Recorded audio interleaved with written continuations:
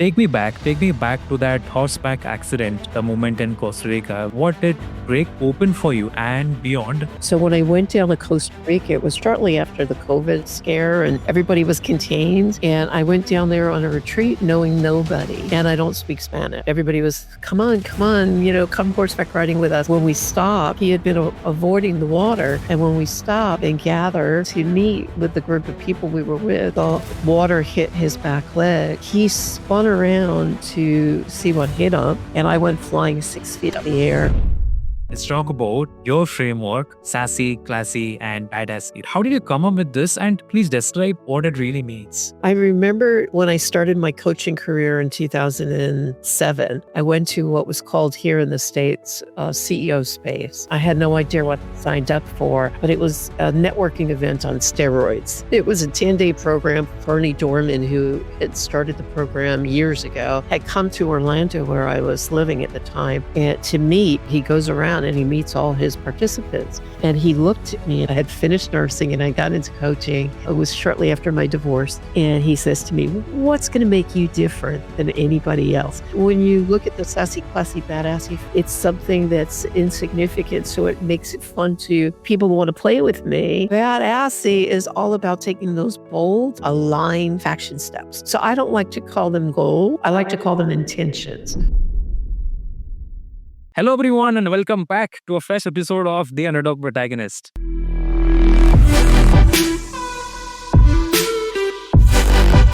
I'm Pratyush, and today we are joined by someone who does not only talk about transformation, she guides it, one aligned soul at a time. Karen Rudolf is a transformational strategist, holistic journey guide, and 9-time international best-selling author who helps people embody their what she calls sassy, classy, and badassy selves. Whether it's bouncing back from a traumatic injury in Costa Rica or designing her clarity tool for deep subconscious healing, Karen brings that kind of grounded wisdom that blends heart-based healing with real-world results. So without any further ado, let's get into this soulful, smart, and sass-filled conversation with Karen Rudolf. Hi, Karen. Welcome to the Underdog Protagonist podcast. Thank you so much. Pleasure being here. Likewise. But before we jump into our podcast session, could you briefly explain who you are, what you do, and what you're known for, just for our listeners to have some context about you?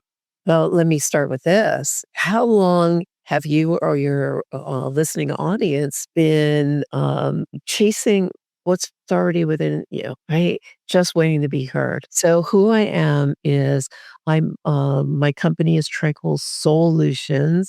I am a transformation empowerment coach, and I've created a product after 15 years that's the Tranquil SOULutions Clarity Tool. So we have all of the answers within us. So I just created a way digitally of creating it so we can pull those answers out of ourselves and do it in the privacy of our own homes. So so many people are embarrassed, and I've been coaching for a long time. I have a nursing background, and it's all around well-being because stressors are the number one killer. And the Clarity Tool really supports de-stressing and teaching people how to get out of their head. Awesome. I had read your bio, and it highlighted a lot of struggles, if I be honest. You went from Costa Rica to clarity, and the journey is something that is worthy of saying out loud. So take me back to that horseback accident, the moment in Costa Rica, where what did it break open for you and beyond just the physical injury? Like, what was beyond that? Well, just to preface that, I mean, I've been studying spirituality for years. I've done quantum physics, neuroscience. I've been world religions. I was always looking for something outside of myself. So when I went down to Costa Rica, it was shortly after the COVID scare and everybody was contained. And I went down there on a retreat knowing nobody, and I don't speak Spanish. So I went with a group of people and we had a Spanish guide, and I am not far into horses at all. I have horses here in Florida where I live. And everybody was, come on, come horseback riding with us. But my intuition said, don't go. And I allowed myself to be guilted. Oh, Karen, we need you. You're the horse person, And I allowed myself to go and should have stayed home. At any rate, we were riding along and I said, the horse has sore feet. And the guy was like, oh, in a third world country, they don't always treat their animals the same way we would. And he had sore feet. When we stopped, he had been avoiding the water. And when we stopped and gathered to meet with the group of people we were with, the water hit his back legs. He spun around to see what hit him, and I went flying 6 feet up in the air, landed on my rear, and I fractured the head of my left femur, dislocated my back, and fractured my right pelvis. So it took 2 hours over a rocky road in a little car, to get to the hospital, which was, as I said, 2 hours away. And all I kept thinking to myself, I knew I had broken something. And all I kept thinking was stay awake, and I kept saying to the gentleman who spoke broken English, keep talking to me, keep talking to me, keep talking to me. And when I got to the hospital and they took an x-ray and they told me what had happened and they weren't able to do surgery until the next morning. So after surgery, again in a foreign country, I had no one to reach out to. No one from the group reached out to me or, really contacted me. So I was alone for 3.5 weeks. And my biggest concern was how I was going to get myself home because the airlines that I had flown in on had basically said, you have to walk onto the airplane or we can't take you. So, and I didn't have insurance, to get a flight home and solo flight home was like $45,000. So I was looking for ways and means of getting really creative. And I paused and I kept taking deep breaths. The pain was excruciating. I'm not going to lie, it was excruciating. But all I kept thinking was, when I'm brought to it, I'll get through it. I just need to breathe and really be present to what's happening in the moment and focus on my healing as opposed to focusing on the pain. I remember hearing once, pain is your friend if you make it so. So what you think about, you bring about. So I kept thinking, okay, if it's going to take me out or I'm going to really make friends with it. And I remember so vividly saying, okay, I'm going to focus on the healing. And because I had done team management leadership and I'm a communicator as part of my job as a creative problem solver, I knew I could solve this challenge, but I had to get really creative being in that space. So I created a team and I said, I'm going to focus on I'll have the overall say, but I need to find a way home. I need to find an airline that's going to help me get home. I need to find funding to get me home and funding to pay the hospital. So it was like the team just went into action. It was amazing. But the journey of healing was miraculous for me because before, as a spiritual individual, I remember before I got on the plane, I said, okay, I know there's a message for me in this journey. I have no idea what it is, but I'm open and receptive to learning it. And before I got on the plane, the word surrender came for me. And I was like, oh, this is so, I don't like while they're going, I'm going to surrender anyway. But when I was in the hospital, it was really surrendering to the moments and really being present to what is. Because as I looked out the window, for me, coming from a flat country, a flat part of the country, and looking out, for me, it was a mountain. For Costa Rica, where I was, it was a volcano. And all I kept thinking in my mind and looking down at my legs that barely were able to move, and my big toe, I was able to just wiggle just a little bit. They had told me my chances with walking were going to be very slim. And I kept looking at this, I thought was a mountain, and then like, how am I going to traverse that? Like, how am I going to get up this? And then I remember in scripture, it says, the faith of a mustard seed and focus on what's in front of me, even if it's just one little toe, getting to the top of that mountain. I am determined I'm going to do that. And I kept telling myself every day and every way my body's healing, every day and every way my body's healing. on a cellular level, I will be walking. And today I'm walking. That's truly inspirational. And I have listened to a couple of podcast episodes where you have a beard, and you often speak about from imposed to empowered. What were some of these imposed identities that you had to shed during this phase? Well, for sure, I had to vulnerability. I had to allow most of the orderlies and the nurses were male. And I mean, I was butt naked. And you just have to be with what is. They had me in a diaper. It was, I don't want to say it was degrading because I come from a nursing background. So I understand it. Being in the situation, it was very uncomfortable. But at the same token, I had to learn to surrender and not only surrender, but I had to be willing to receive because they would give me care. I could have fought it. Would it done me any good? So it was constantly learning to get back to breath and allowing myself to be in the moment and trust the healing process. And this was my team, part of my team that was helping me get there. Great. I mean, just even though we are on the other side of the story, it's easy for us to, say like, "Oh, so mad," or this easy to say or convey our feelings in words because they are not on that end of the story, right? We are just listening on the listener's end. But there must be something. There must be a lot of things that would have taken a toll on you emotionally, spiritually, and probably professionally as well. So the healing is something that you do physically, but how did you heal these three factors in your life? Uh, time. I hate it over time because nothing happens immediately. But you also have to remember I've been doing this. We all have experiences. My experiences started when I was young. My experience started when I was sexually abused at 11 years old. My experience started when I got divorced. My spirit, like we all have things that happen to us. I have the willpower, right? I have the choice to choose to look at them and I could say, oh, look at me, I'm the victim, and oh, life is falling apart, and woe is me, and then I'm stuck in time, or I can look at it and say, which I chose to do, especially in Costa Rica, there's always a silver lining. Is as far off in the distance as it appears in the moment, especially when you're in pain, in each one of my experiences, and there's been so many over the years.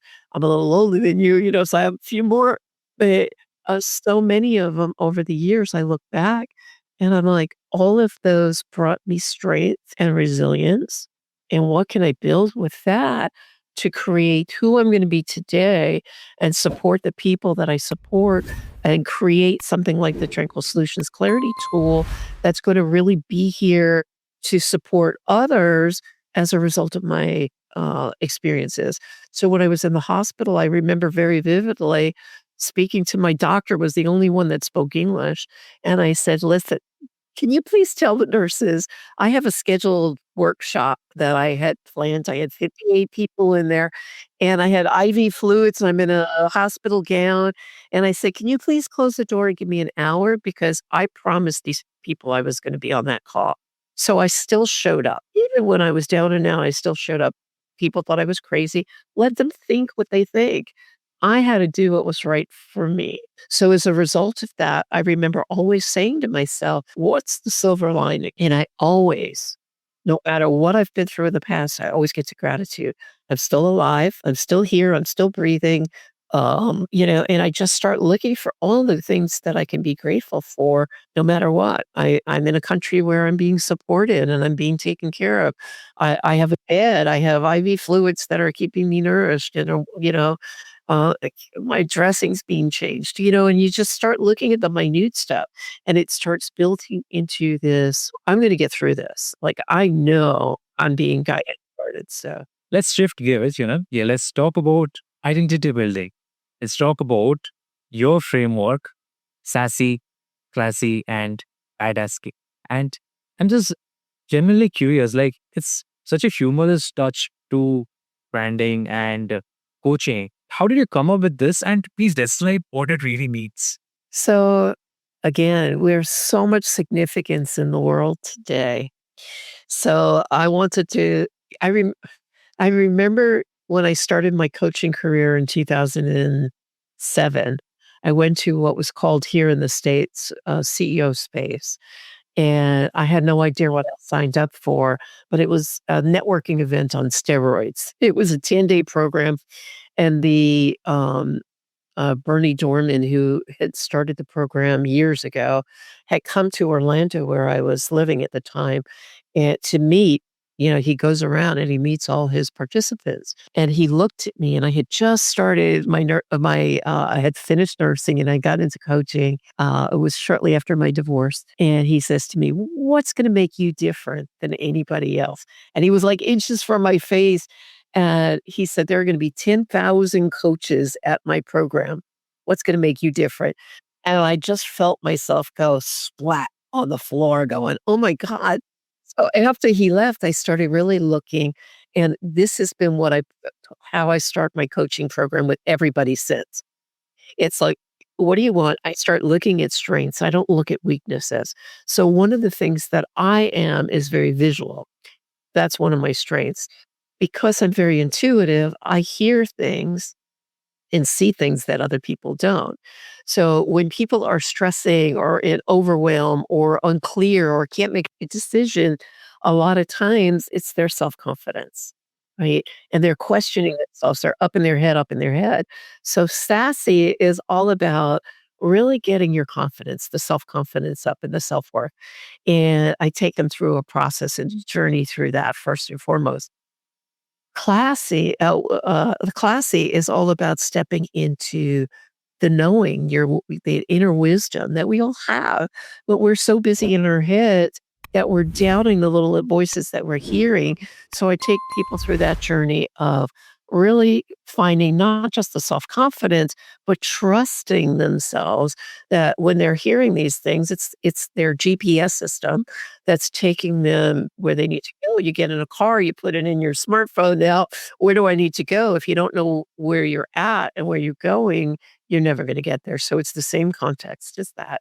And the Badassy is a play, and I get some people that are like, "Ooh, you can't say that," or, "Ooh, like, I'm not saying anything that horrible, number 1, and number 2, people always laugh, and it's like, we don't laugh at people, right? So Badassy is all about taking those bold, aligned action steps. So once you go through the journey, you know where you're going, then how are you gonna get there if you don't know what steps you're gonna take? So I don't like to call them goal, I like to call them intentions, because when you have set an intention, you're now putting it out to the universe, right? And you're actually getting support from the universe as well as tapping into that inner guidance. So I've been doing that, and it's part of the back framework that I put into the Tranquil SOULutions Clarity Tool as well. So when people purchase that product, they're now getting Karen in their back pocket 24/7 at a very reasonable cost. And in 2007, I remember it was a download for me, and I said, "This is I declared in the beginning was the word, right? So I declared this is who I was going to be in the world. And I'm looking around going, I don't know where that came from, but okay, yeah, I guess I'm on a path, you know? And I was questioning myself and I was really going between my head and heart, but we have three centers that guide us, our head, our heart, and our gut, that gut feeling. The heart is the intuitive part, and the head was the ego, which is there to protect us, right? But we don't need to listen to it. Thank you for sharing, right? But I really wanna I do not to get on the horse. It was like a hippie, but I allowed myself, right? So it's like, who are you gonna listen to? So they're all experiences, right? And I'm like, "Okay, I won't have that experience again. Been there, done that. That was painful." But when you look at the Sassy, Classy, Badassy framework, it is something manageable. It's something that's insignificant, so it makes it fun to people who wanna play with me as opposed to like, "Oh, what for this week and where are we going with it?" Let's take a scenario. Let's think of someone who is playing small or trying to play nice. How do they start reclaiming their own flavor or power? Well, first you have to know who you are, right? Shakespeare said in 1533, I believe, in Hamlet, "To thine own self be true." It's also biblical, right? It's very spiritual. So when you know yourself, you know others. So when I take people on a journey, it's like I said, make a list of all your strengths. Make a list, the good, the bad, and the ugly. No one has to see you're ugly.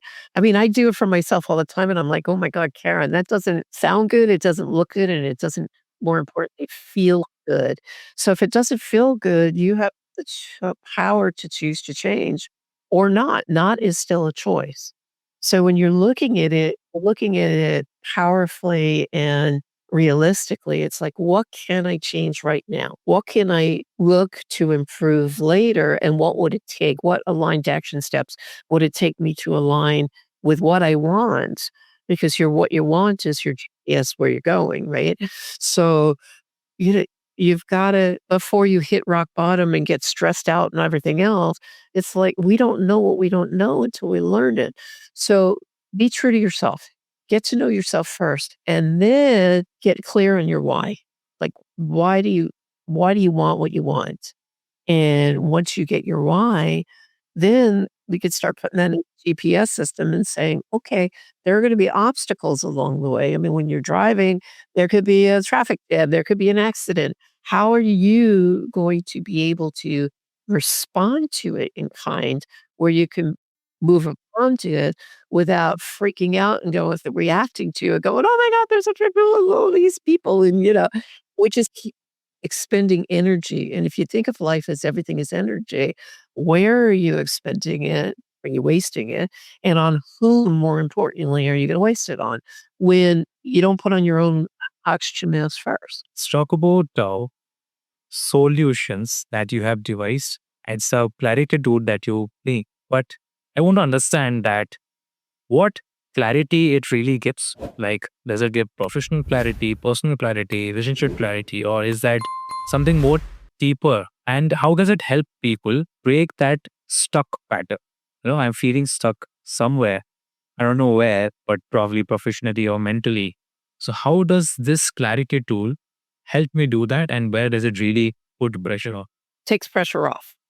Just to make it clear, right? It takes the pressure off. We put the pressure on ourselves by living up here. So my company, Tranquil SOULutions, was also a download. And the solutions is the mental, emotional, physical, and spiritual. So I've educated myself in all of that area. And again, I did it for myself because I was going through all these experiences and I didn't know how to deal with the overwhelm. I didn't know how to deal with my health when my adrenals were failing me because I was so stressed out. I didn't know how to deal with a lot of it. So I use a lot of what I've learned in the framework along with the Sassy, Classy, Badassy, right?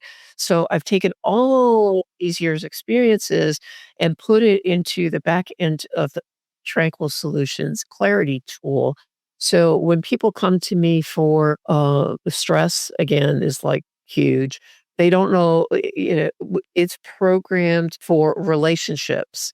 It's programmed for health and well-being. It's programmed for wealth and career and purpose and passion. It's got all of these Jungian psychology behind it. It's got NLP, neuro-linguistic programming. It has all of my knowledge over these years put into it. So when you ask it a question, and it's been tried and true because I've taken it globally on a physical scale, of a tangible scale, I should say, and it's got incredible feedback. And then people were saying to me, wow, I wish I would have this at home so I can do it myself, because a lot of people are very people pleasers, right? And they're going to tell me as their coach what they think I want to hear rather than being straight and authentic. But the more authentic and vulnerable you are, the easier and the quicker you'll get for these problems. So the tool allows you to be very vulnerable. I'm not seeing it. Nobody's seeing it but you. So it's extremely private, extremely safe. And the feedback has been unbelievable.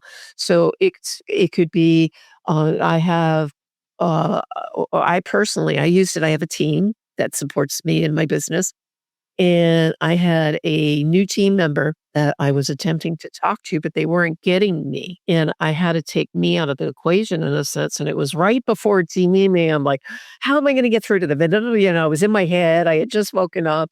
And I went, wait a second, Karen, you created the clarity tool, put it in the clarity tool. So I put my chapters in there and it just mirrored back to me what I already knew.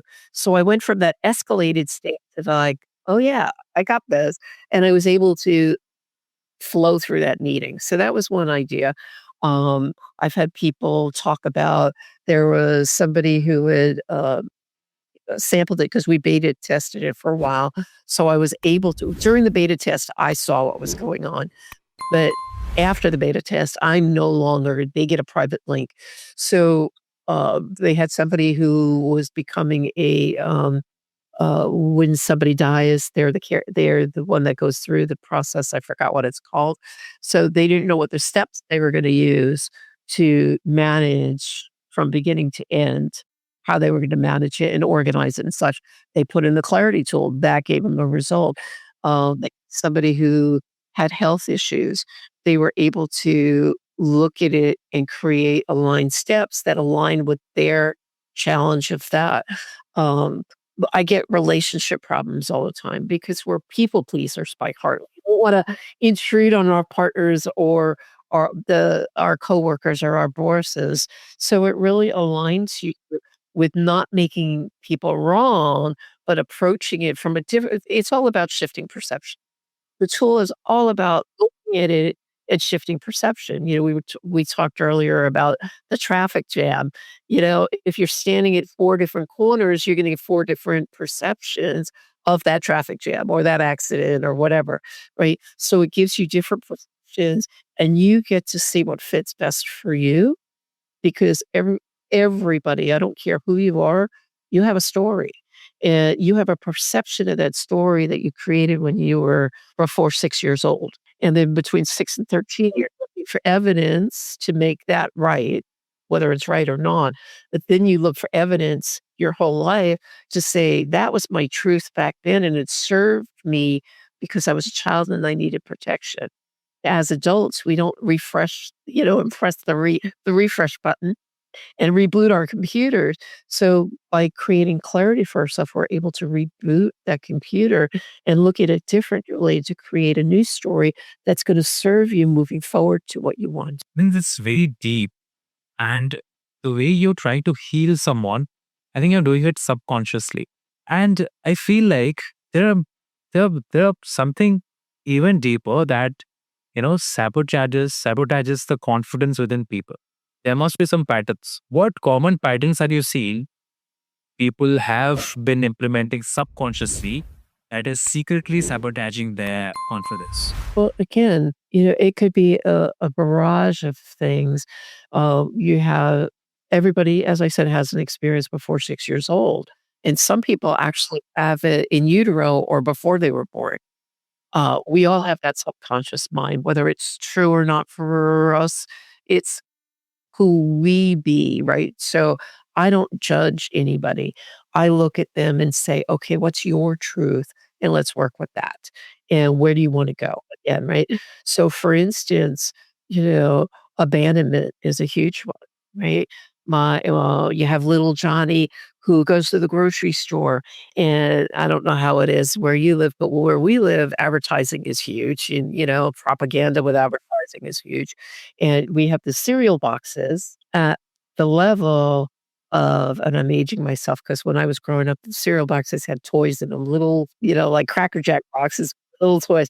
Well, it's at kids' eye levels for a reason, right? So little Johnny's going down the cereal aisle and he's looking at all the toys, and mom's going down the aisle with the carriage, and mom starts turning around the corner, and little Johnny's not following suit, and he looks up and he goes, "Oh my God, mom abandoned me," right? Well, mom didn't admit. She's like, "Come on, Johnny, let's go." He didn't hear her, and now he's freaking out. He runs and he gets mom, and in his subconscious mind to protect that child, mom abandoned me. Or you'll have another story where a dad leaves and the kids are home with mom, and then they grow up in a fatherless fatherless relationship, and sometimes it could be a motherless relationship. What they're protecting their little innocent selves by saying, I was abandoned, right? Were they actually abandoned? Yeah, yeah. If somebody leaves and they don't come back, to a degree, it's abandonment, right? So they want to be seen, heard, right? Our core functions, seen, heard, and loved, right? If those are not being met, those three core values are not being met, we're going to make up stories to have those be met, right? Oh, I'm never heard. No one loves me. Well, woe is me. Oh, and then, you get in a relationship and you're looking for evidence why that person's going to abandon me or that person's never going to love me.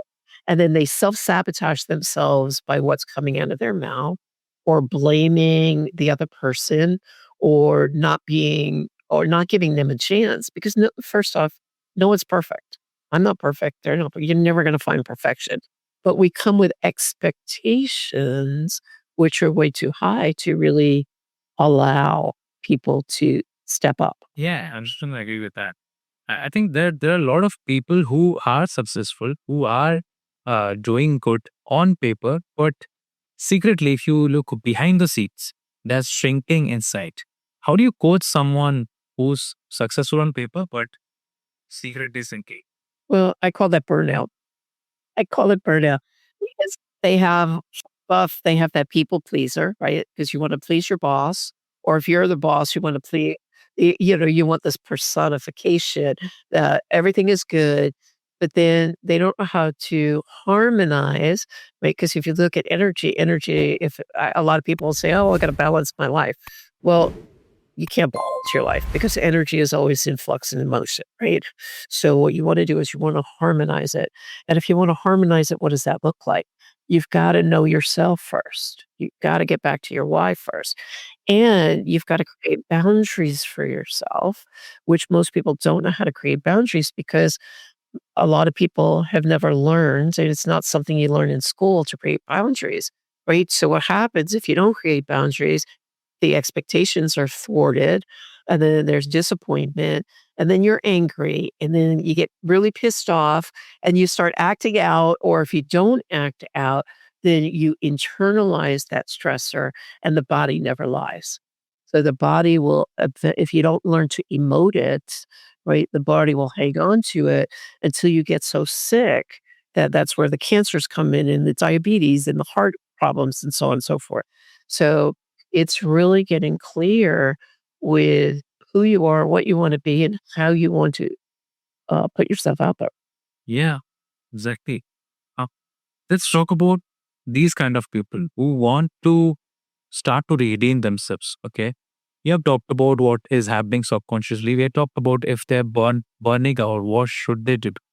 But let's break it down. Let's break it down into baby steps. I strongly believe on how hugely potential they have and how much transformation baby steps can be.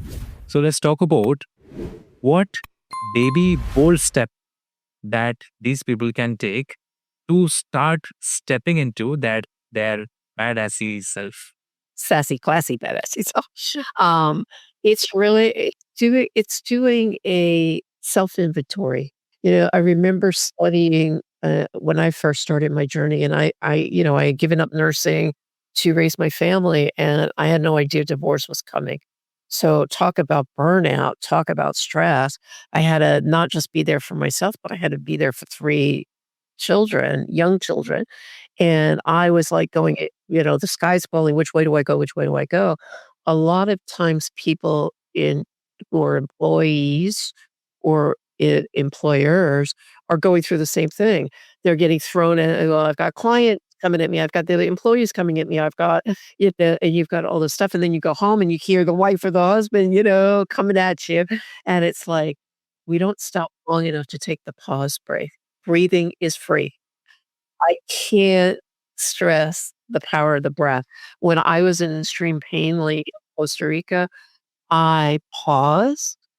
I call it the butterfly technique because I like to use metaphors in my practice, in my coaching. And if you look at a butterfly, right, the caterpillar, he eats and eats and eats, and he doesn't know what's coming at him, and all of a sudden he freezes. And all of a sudden, this cocoon start happening. And so he pauses, right? And all of a sudden, this transformation goes on where he stops, pauses, right? Stop, change. Well, I shouldn't say change because it's stop, change, and shift. So if you stop and you pause, you take that breath. What's happening when you pause, you're oxygenating your brain long enough to think clearly because what's always lacking is clarity. That's why the clarity tool, right? So when you really get clear on what you need to do, the Badassy action steps, right? Stop, change, and shift into that next one action. Just taking in, like I said, with my toe, one little action step is going to get me closer to the top, no matter how small. And then acknowledge yourself for doing it. Celebrate, right? The butterfly takes off. It's celebrating life. It's got wings, right? So we don't stop and celebrate. How do you know what your successes are? How do you know how to put yourself out there, next? You It just becomes the grind. You do the same thing over and over again. You go home, you do the same thing. So we create habits and patterns which are no longer serving us. So when you stop and pause and lean back and say, okay, let me take an inventory. Years ago, I'm a huge believer in mentorship. I'm a huge believer in masterminds. And I was in a mastermind for Napoleon Hill's book, Think and Grow Rich. It's the second largest selling book in the world next to the Bible. And basically, people are like, oh, I'm going to think and get rich, money rich. Well, wealth comes in health, wealth, relationship, right? It comes in many forms. And if we don't pause to look at what our definition of wealth or success is, right? We all have a different perception of that. If we don't stop and look at that, again, it's like it's gonna be the same patterns over and over again, and nothing's gonna change. So when I was doing for 4.5 years, I was in that mastermind over and over and over again, reading Think and Grow Rich. It really is about taking that personal inventory and checking yourself off. Like, am I integrous? Am I keeping my word to myself? Right? We give our word, but then we back off and we just let it go. Well, what are people going to say and think about you? They're not going to respect you. And then we go, nobody's respecting me and my employees aren't respecting me. I don't get respected home. But you have to have respect for yourself. So we're all mirrors of each other. So if you see it out there, you got three fingers coming back, be your own advocate, be your own mentor. Because if you see it, when you spot it, you got it. And then you have the choice to choose to change it or not. Uh, most a lot of times, we as humans, we act on inputs, whether it's a decision, whether it's a scenario, whether it's a situation. Most of the times, the way we act is on inputs. Sometimes it's good, but most of the times, I think it's a wrong decision that we end up making because we do not take pause and analyze deeply. For some scenarios, it's important to stay silent, but in some scenarios, you have to speak. But you can't be hard on yourself, or you can't be hard on the person in front of you. You have to be soft. So, how can one maintain that gracefulness while being bold and not let silent take over? Right. Usually silence is a form of people pleasing first and foremost. When I studied world religions, the one thing that was the common thread amongst pretty much all religions was compassion. And when you're true to yourself and you're authentic to yourself, compassion, self-compassion is it. So if I'm being compassionate to myself and I'm being loving to myself, I'm going to be love out there in the world. So through communication, and a lot of times people have not learned communication skills and how to articulate things. But when you create boundaries for yourself, there's ways of saying things and there are ways of saying things. You can speak authentically, I feel what I'm observing is, right? Because you're owning it. And what I'd really like to see happen is fill in the blank, right? You don't have to be hard out there. Hardness is like vinegar. You're not, you can get salt. I mean, you can put salt in an open wound, or you can sprinkle honey on it and get the results you want. So it's a choice. It gets down to a choice. But because people are so we're in a society where everything is fast, quick. We want everything yesterday. And so what's happened is we've trained ourselves to react rather than respond. So if you want that honey out there, you've got to pause, stop changing shit, be a butterfly, right? And really get into the other person's world because you can't walk in their shoes, but you can understand them a little better through conversation and asking the right questions. We don't ask enough questions. We don't ask enough questions to ourselves, and we don't ask enough questions to others. So the Tranquil SOULutions Clarity Tool, getting back to that, in this scenario, is it asks those deep questions that we don't, number one, know what to ask or how to ask them. And when you learn, right, it's like going to the gym and getting that muscle memory. The more you start asking them, then you're seeing others in a different light. When you know yourself, you know others. Absolutely. Thank you so much, Karen. I really want to drag this conversation forward as much as possible, but unfortunately, we are bound with time. But before we, wrap up this podcast, we do one segment with every guest that comes to this podcast. This is a rapid fire segment. Okay. I'll ask you 5 rapid fire questions. The catch is you have to be fast. You can't take long to think, and your answers need to be brief or short. Are you ready? Okay. I'm ready. Okay. The first one. First thing that makes you feel sassy in the morning. Looking in the mirror and reminding myself that I love myself and that it's going to be an amazing day. Awesome. The second one, a mantra you repeat when you are about to speak on stage. I'm the kind of person who, that, the word, I'm the kind of person that intrigues an audience with being that sassy, classy, badassy stuff. Okay. A moment in your life when you realized I'm no longer shrinking, I'm growing. During my divorce, when I realized that I was my children's first mentor and first teacher, and what was I showing them being a victim? Okay. The last one, what does thriving look like to you right now? Living life full out and trusting myself. Again, everybody has a different thought, feeling, and opinion.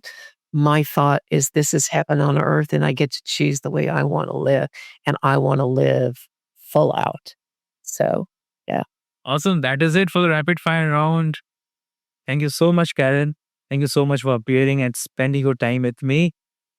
Before we go, I have this one last request from you that please share a final message you have for all of our listeners, what they can do after this episode, what they should be doing after this episode. Well, I'm going to say they shouldn't be doing anything, right? It's a choice. Shoulds are, just to reframe it, right? Because words create reality. So abracadabra, what's coming out of our mouths is what we're going to create.